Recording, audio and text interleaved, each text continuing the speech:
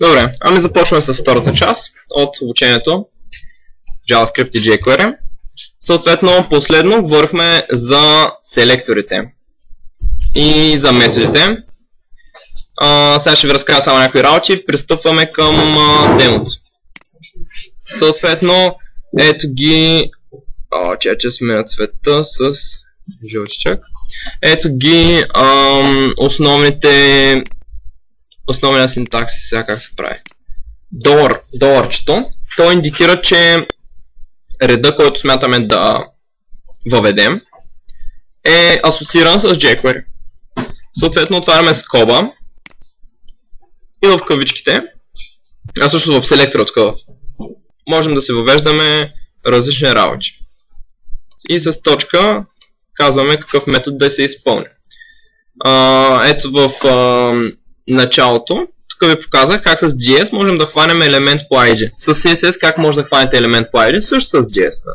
Ако имате някой елемент, който има клас, да кажем ред, как може да го хванете като селектор? Ами пишете точка ред и вече сте го захапали тук в селектора. И с точка може да му дадете различен метод. Примерно ако му дадете точка height, какво ще се случи? Ще изчезне. Точка show ще се покаже. Можем да му дадете вече някакви по-такива неща от рода на точка CSS. Можете да го вкарате някакви пропъртита с CSS динамично. Например, имате някакъв елемент, който има бордър, че 1 пиксел. Обаче искате, когато мишката е върху него, бордъра да стане 10 пиксела. Обаче, когато мишката излезе от него, да се върне на 1. Можете да направите с JavaScript или по-точно с jQuery. Като с точка CSS променяте, примерно бордъра да е 1 пиксел, после връщате бордъра да е 10 пиксела. И така нататък. Така че това е основният синтаксис. Няма да ви показвам тия по-адванс работите, да не ви объркам, да не ви залея с информация. Запомнете го това. Винаги почваме с доларче, отваряме скоба, вкарваме се тук в кавички селектора или елементите, които са ни нужни. Точка и прилагаме някакви методи. Аз ви казах за CSS, че може да добавят стилове, точка текст, какво прави? Ами ако имаме някой параграф, някакъв текст, по този начин можем директно да сменим текста на параграфа. Въвеждаме си string, цъкаме OK, изпълняваме кода и съответно текстът бива заменен. Точка show какво прави? Показва. Точка hide скрива. Точка HTML пълни HTML. Така имаме някакъв div, искаме да напълним HTML с някакво друго съдържание, пишем точка HTML и в скобите въвеждаме HTML елементите, които искаме да добавим в един ред. И перфектно имаме динамично създаване на HTML елементи. Сами виждате, че доста улеснено, доста упростено и най-важното, методите са много интуитивни. Точка CSS, точка show, точка hide. Даже да не знаете за какво става въпрос, може да така да се досетите какво може да се случи, когато напишете този метод. Сега пристъпваме вече към демонстрацията. Съответно, тук съм подготвил един сайт, който в DevLabs направихме за output от обучението за HTML. Тук виждате, че има някакви такива готини работи от рода на видео. Като начнете пусне видеото, веднага изкача някакъв прозорец с YouTube видео и някой почва да обяснява тук разни неща. Тук имаме разни хикс бутони, кликаме го, цак, прибира се. Нали, всички тия поведения, които са тук, няма как да ги добутаме само с чист CSS, трябва да вкараме малко и JavaScript. Съответно, ето тук, примерно, останалите схеми. Ето вижте тук за курса, ако кликна, вижте какво се случва. То свали работните файлове, ако кликна, вижте какво се случва. Екранът ми се слайдва надолу и ми се добутва до тук. Това с чист JavaScript много трудно мога да направя този ефект. Ето кликам го пак и вижте как самия екран само се слайдва до секцията. Последния бутон също. Може би сте виждали някои такива слайдове, в които цъкате веднъж скрола и той самия сайт пада надолу с половин километър. Съответно тук има и разни други неща. Прямо вижте този слайдер, когато го мърдам и виждате ли картинчето как се мърда и се сменя. Всъщност не знам колко се вижда, може би ще е хубаво да се писна магнифайера вече за кода, като показвам. Но, да, ето вижте, какво се случва? Имаме слайдер, бутам картинчето и се усмихвам, нали, когато ме оцените с по-висока оценка, когато е с по-ниска съм натъжен. И ето този контрол, който съм го заредил тук за слайдването, той си е контрол, който използвах от jQuery UI. Съответно, стилизирах си го. Въобще не изглежда, че е готов контрол. Стилизирах си го. И той има такъв евент, който се запалва, когато хвана с мишката топчето и го мърдам вляво или дясно.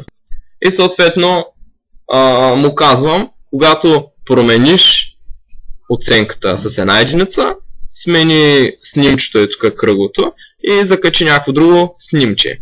И се получава този супер готин ефект, като виждате, че да кажем аз за 15 минути го направих този ефект, обаче получих примерно 20 имейла, колко е готино това, колко яко е станало, всички мои колеги бяха в екстаз, а реално, нали да кажем, отделих 15 минути да го направя. Така че с много малко усилие може да направите нещо, което така хората да забележат, да ви се зарадват. Това не е много важно между другото. Така че, така да се върнем към демонстрацията вече. Сега, другото важно нещо, което е хубаво да го кажем преди демонстрацията, е, че всъщност този сайт го отварям локално, но дайте да го заредиме. Да го заредиме на живо. Така, това е адреса. Няма го запомните, ще ви го кажа после. Съответно, да кажем, колко от вас са работили с конзолата на... кликнах нещо. Колко от вас са работили с конзолата на някой браузър? 2, 3, 4. Не са много всеки да бъдат. Добре. Добре, може ето. Всеки модерен съвременен браузър има конзола, през която може да видите DOM структурата на сайта и да видите стиловете, HTML. Миналия път, ако се сещате, един интересен въпрос беше дали може да се скрием, нали, HTML таговете. И аз тогава ви казах, че да, може да си ги скриете, обаче като отворите конзолата, те динамично ще се преизчертаят тук и ви отворих една много голяма конзола, може би сте се изплашили. Обаче няма нищо страшно. Сега ще разшифруваме основните работи. За дебъгване на JavaScript е абсолютно задължително да си познавате така добре инструментите за дебъгване, да сте наясно с какво може да разполагате, защото някой път нещата, които дебъгваме, са много абстрактни, много сложни, така че е важно да използваме правилните инструменти. Аз тук на тази машина съм с Chrome и обикновено работя с него, като Firefox също имат Firebug, т.е. конзола, която изкача по същия начин, има подобни опции. Всъщност, според мен най-добрият браузър в света е Firefox. Обаче единствената причина, поради която ползвам Chrome, е, че Firefox е много бавен. Най-добре е, обаче е много бавен. И в един момент реших, че всъщност по-добре ще е да ме е по-бърз браузъра, затова минах на Chrome. Така че, който и браузър да използвате, един и същия принципа, отваряйки конзолата с F12.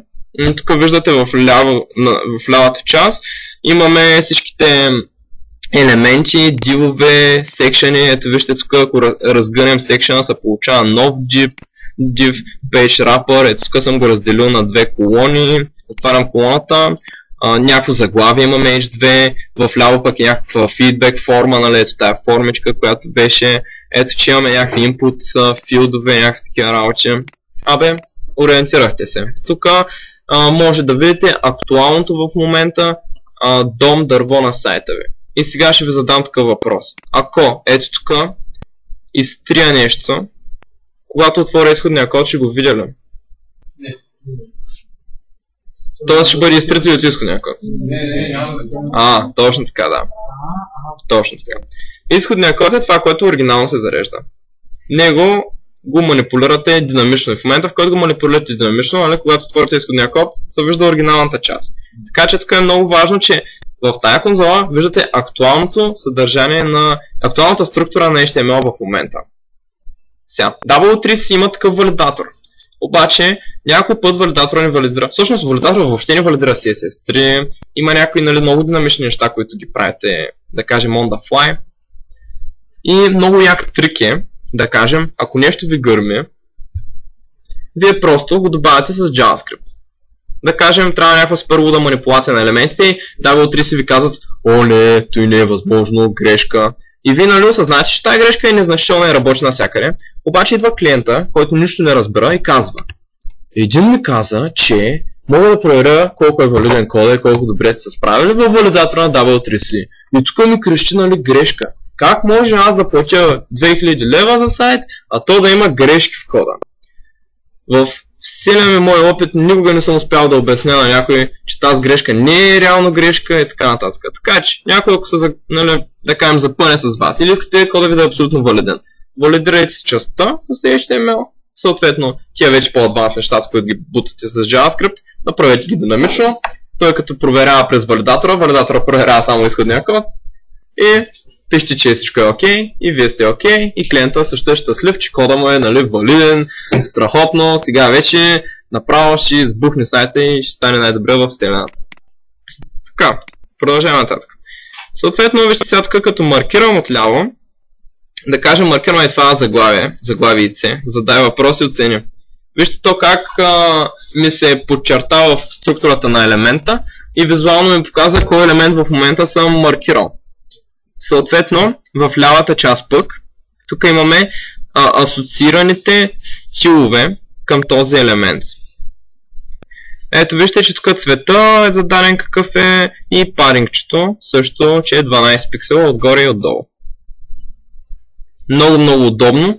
По този начин виждате абсолютно всеки един елемент с какъв стил е асоцииран. И съответно готиното тук е, че можете да го променяте. Ето тук ако дам нали, цвета, вече да е черен. И вижте как тук се промениха заглавията супер динамично. Ако цъкна Escape, отново. За секунди всичко се променя. По този начин можете да тествате много бързо нещо, да видите дали е окей, ако е окей, да го прехвърляте във вашия CSS. До тук CSS е HTML. И сега, ние обаче ще използваме, тук има едно конзол. Някакви грешки. Добре, ще ги изчистя да не ги виждате. Така, това е нашата конзола. Съответно в конзолата можем да пишем динамично JavaScript и съответно да манипулираме страничката. Като общо правим някакви бързи тестове или искаме да дебъгнем нещо или проверяваме някаква стойност колко е и така нататък. Директно тук можем да започнем да пишем нашите първи редове jQuery и те да се изпълняват в момента на сайта, който съм ви показал, който сме визуализирали. Съответно ето с $sign започвам да пиша и нека видим да кажем ID-то на това поленце. ID-то е first name. По този начин, вижте какво написах.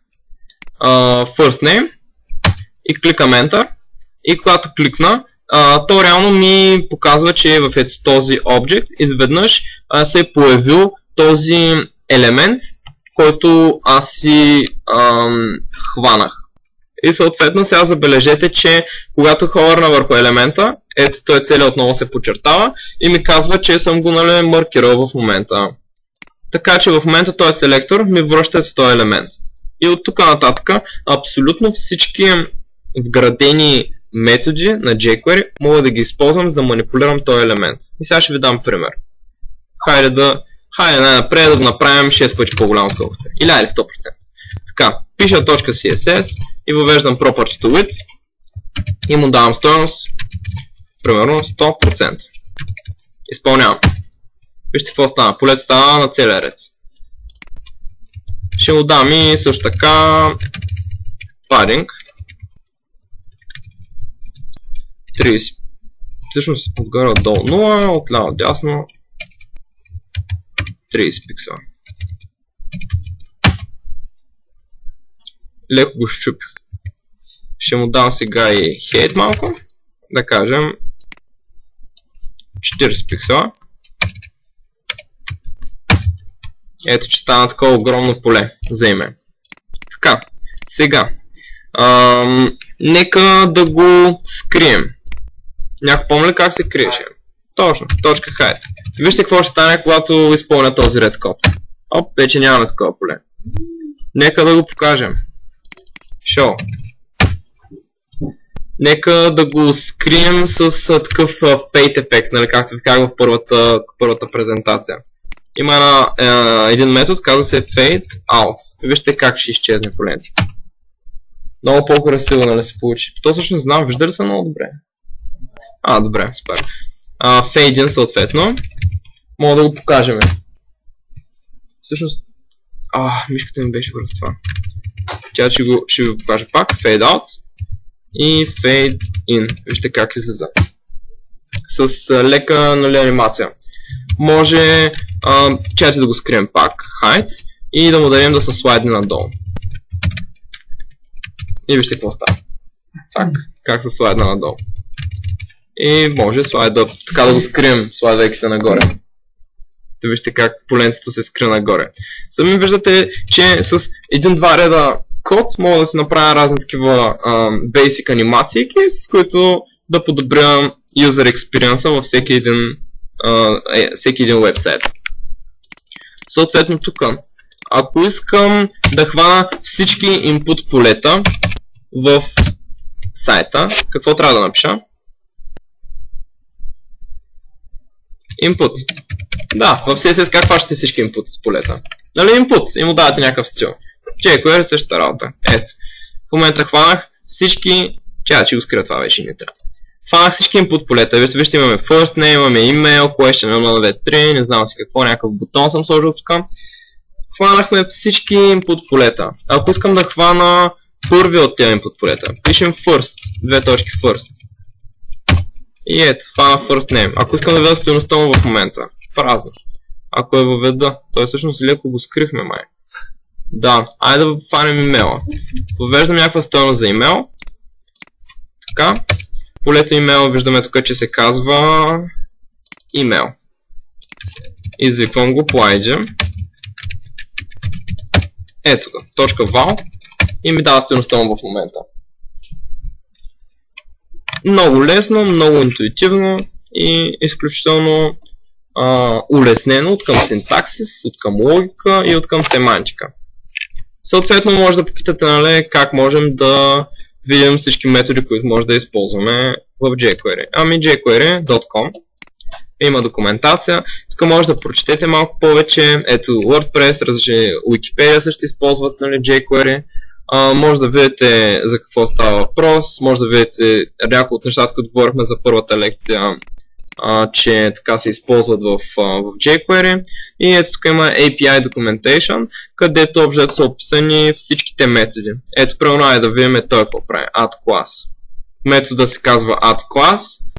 Предполагаме, че добавя някакъв клас. И можем да се прочетем въобще за какво става въпрос. И тук имаме example. Ето тук някой е хванал параграфче. Чакайте да зумна малко. Магнифайера ми. Така. Някой е хванал някакво параграфче и му добавя клас, my class, your class. Даже два класа има добавил. Един е my class, другия е your class. Има remove class, има някакви други неща.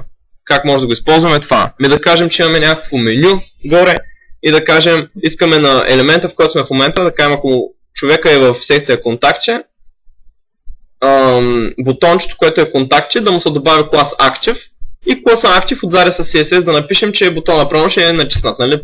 Там някакви такива ефекти ще са добавени, примерно бекграунда му ще е по-тъмен, при което когато юзера кликне на контактче, се добавя с add class, нали, клас active, който пък е асоцииран в CSS с някакви правила и съответно бутончето е все едно активно, нали, в момента си там. Общо схванахте каква е идеята. Ето тук може да видите различните функции, различните неща, нещата, които са deprecated, евентите. Ето примерно можем тук да кликнем на events.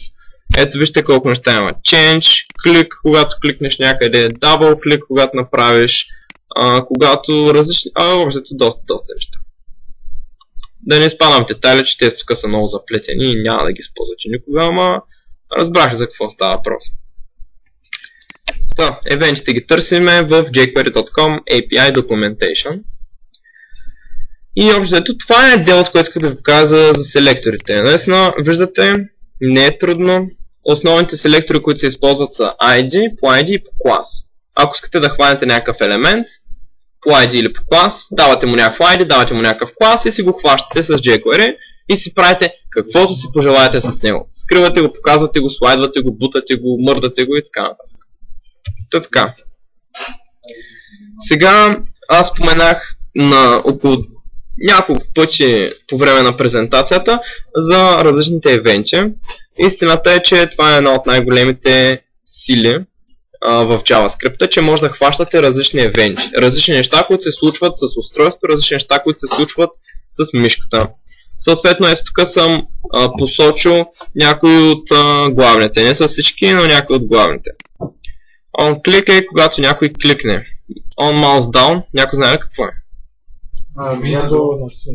Когато е написан. Точно така. OnMouseUp.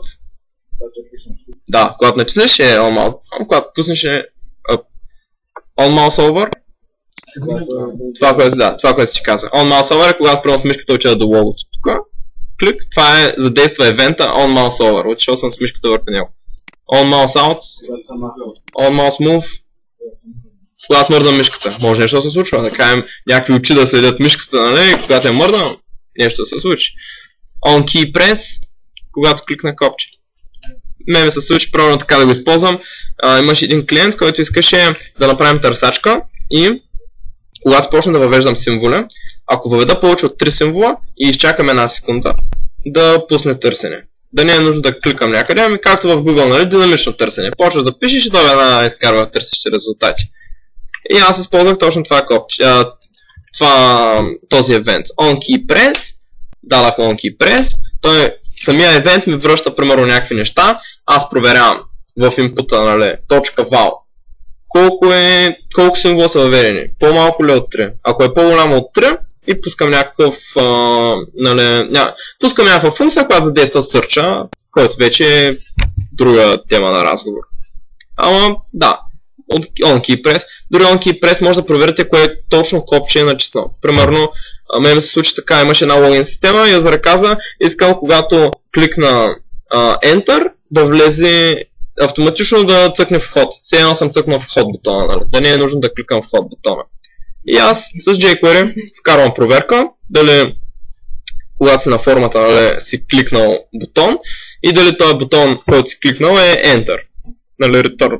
И ако е Enter, задействам действието, което иначе бихте натиснали логин, ама ви пляна с Enter, искате да са логините, задействам това събитие. Така. И така нататък. На другите няма да ги... Само OnScroll ще ви кажа, че е интересно. OnScroll е евент, когато юзера скролира. Сега е много модерно, различни паралакс скролове, различни неща. Дали знаете, скролираш надолу и някакви неща се случват, че скачат и така нататък. Да, нашия сайт е такъв. DevOps.bg, може да разгледате на точно тия паралакс неща. Точно с OnScroll евенти се постигат. Нали, когато юзера скролира, какво да се случи? OnScroll ви връща реално до каква степен сте скролирали, което е много мощно, защото може да изчислите по този начин много интересни работи. Примерно, когато стигнеш да скролираш до нещо друго да изскочи, разни такива неща. Ама тия са по-адванс работи, едва ли ще ви се наложи да ги ползвате в близките 3 месеца, така че сега се фокусирайте върху клик, върху mouse over, mouse out и тия по-стандартните неща.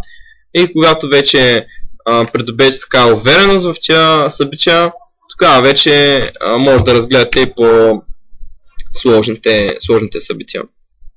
Така.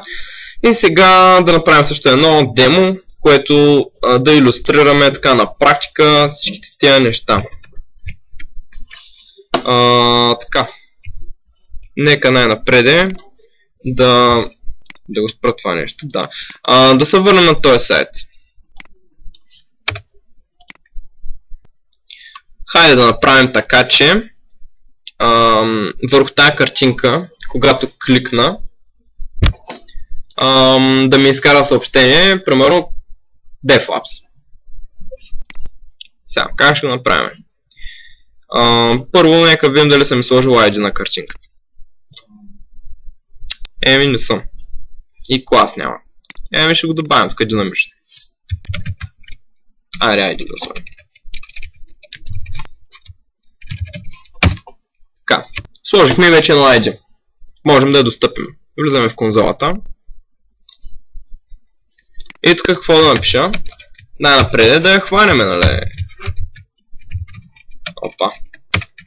Я да видим. Да, тук е при нас е. И така, как се закача event? Има общо 3 или 4 начина в jQuery, които са deprecated.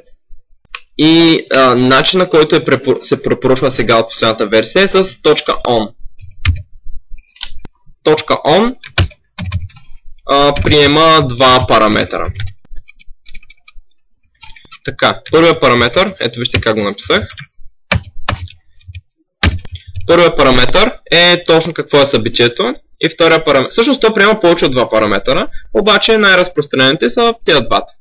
Първия е какво точно да е събитието и втория да е функция, което реално е анонимна функция и между нея и тук вече вкарваме някакъв behavior, нали, какво точно да се случи. Сега ще го направим така. OnClick, когато юзера кликне. Function, да кажем alert call.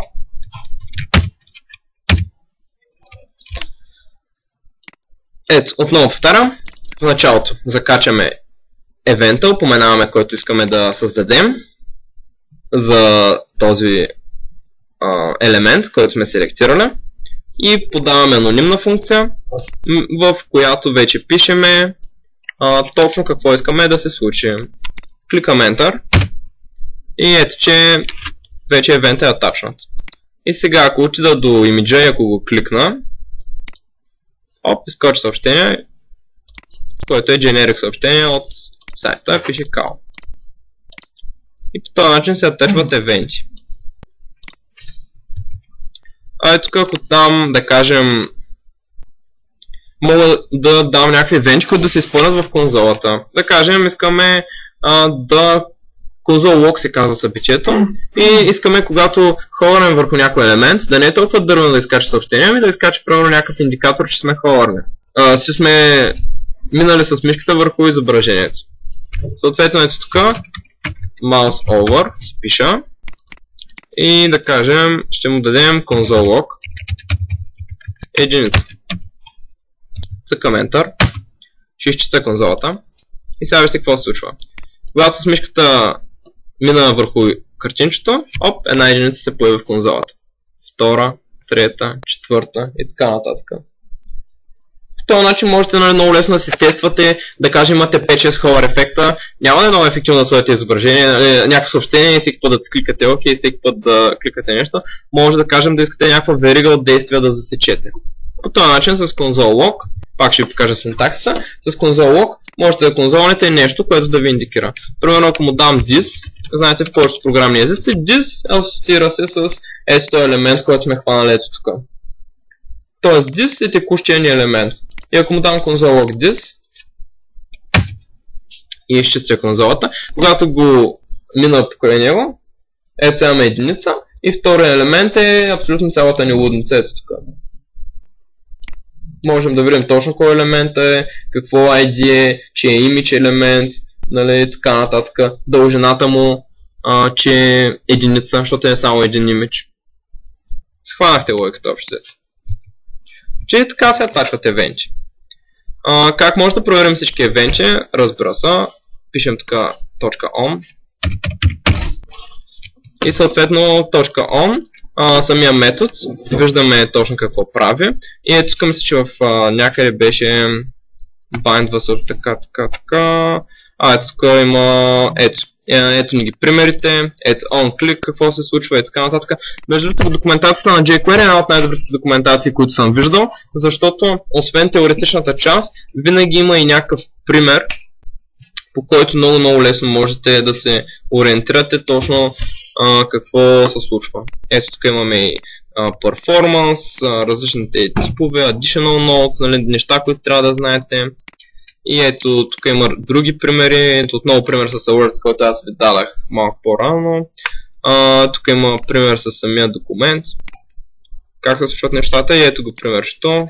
Кликаме нещо и вижте как My name John с няколко различни ефекта се показва. Ще си ги разгледате и ще видите за какво става въпрос, но наистина много неща можете да правите с jQuery. Вижте тук някакви параграфи заискачиха, някакви неща се случиха и така нататък. Добре. Това беше демото за евентите. Сега, това, което искам да направим сега е, ще ви покажа някои неща, които са Beyond Basics, още някои работи и нека всеки от вас да си включи компютъра през паузата, която ще направим и съответно ще ви дам една малка задачка, защото това също беше интересен фидбек, който получих, нали, че повече демотата така доста са ви харесали. Добре е да покажа някои работи, но според мен най-ефективно ще е всеки от вас, ако направи, да кажем, по един евент да закачи, по една малка страничка да направи и да кажем, да сложим един бутон и да смени два пъти едно изображение. Много по-лесно ще ви е на вас да асимилирате самата логика, която е зад jQuery. Така че сега ще направим една малка пауза, след което всички си включете компютрите, ще ви дам една малка задачка и да видим точно кой как ще я реализира. Като ще ви дам инструкции, разбира се, също.